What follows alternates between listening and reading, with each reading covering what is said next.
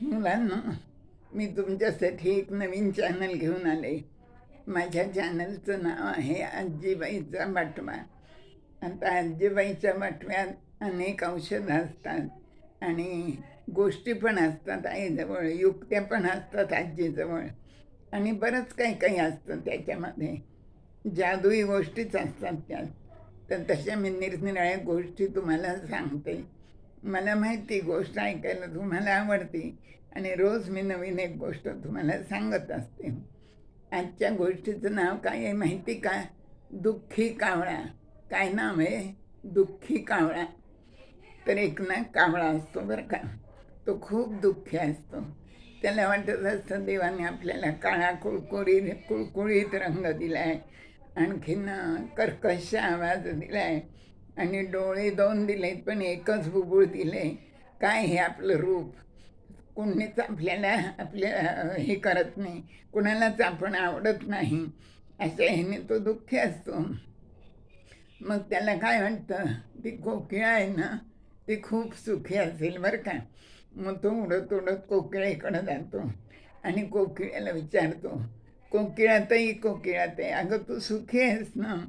देवाने तुला इतका गोड आवाज दिलाय म्हणे, तू कुहू कुहू करून अगदी इतकी गोड मंजूळ स्वरात गायन करतेस म्हणे. लोक कुणाचा आवाज जर गोड असला तर तुझी उपमा देतात म्हणे, की काय का गोकुळेसारखा गोड आवाज आहे असं म्हणतात. तर एवढं सगळं तुझं कौतुक होतं, त्यामुळं तू सुखी असशील ना?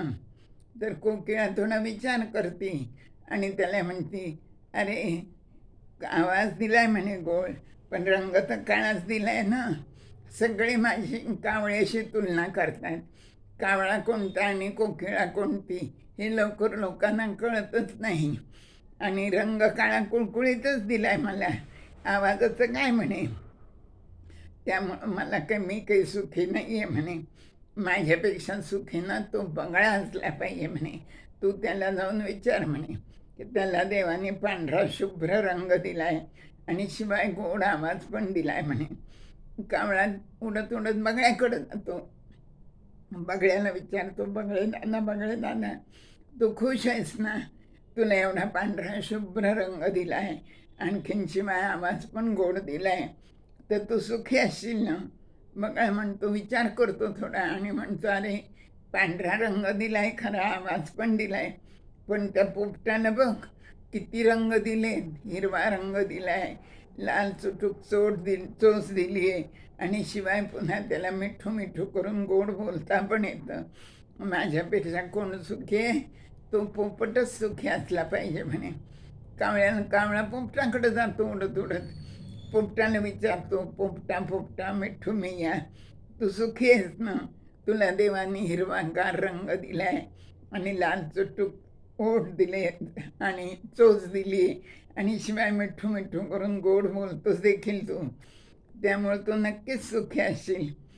पोपट थोडा विचार करतो बरं का, आणि पोपट म्हणतो, अरे मी कसला सुखी? माझ्यापेक्षा ना ती कोकिळा सुखी असली पाहिजे. माझ्यापेक्षा ना तो मोर सुखी असला पाहिजे. तो मोर ना, इतके त्याला रंग दिलेत देवाने, इतकी सुंदर पिसं दिलीत, आणि एवढा तो फुलरा फुलवून इतका सुंदर नाचतो, आणि लोकांना तो खूप आवडतो, आणि लोक त्याच्याबरोबर सेल्फी काढतात, आणि त्याचा फुललेला पिसारा पाहायला अगदी लोक आतुर असतात.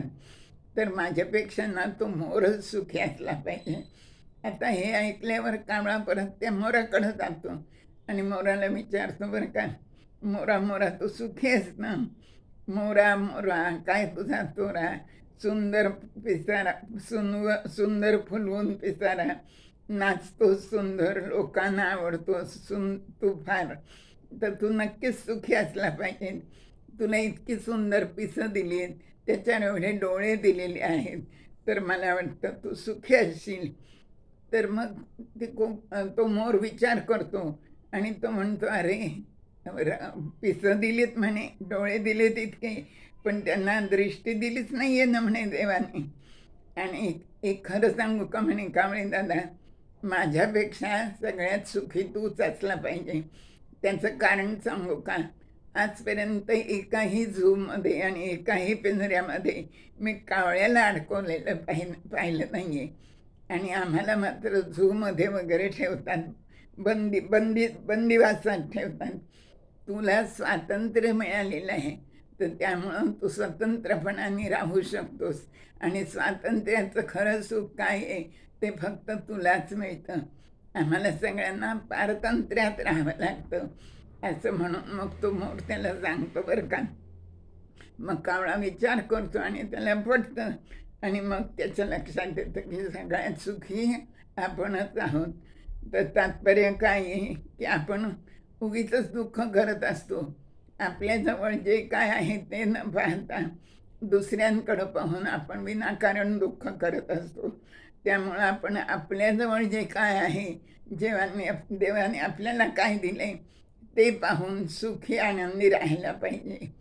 आवडली ना गोष्ट? गोष्ट तर नवीन आहे ना, आवडण्यासारखीच आहे ना, मुलांनंतर आवडण्यासारखीच आहे. धन्यवाद.